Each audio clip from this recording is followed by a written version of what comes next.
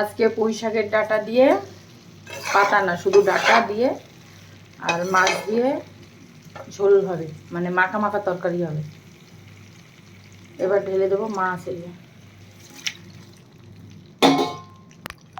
পাতা দিয়ে, পাতা টাতা কুমড়োর দিয়ে তো চচ্চড়ি খাওয়া হচ্ছে, কিন্তু এইটা দিয়ে এই মাছের তরকারি রান্না, এটা দারুণ লাগে খেতে। জল দিয়ে দিয়েছি, এবার একদম ফুটবে।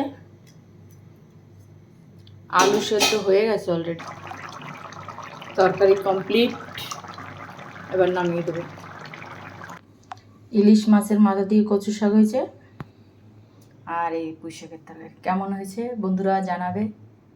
রান্নাটা কেমন হলো, তোমরা এরকমভাবে খাও নাকি পুঁই শাকের শুধু পাতা ছাড়া ডান্ডা দিয়ে মাছ দিয়ে তরকারি? আর ইলিশ মাছের মাথা দিয়ে হবে কচু শাক। বুঝতে পেরেছো বন্ধুরা? Tata bye.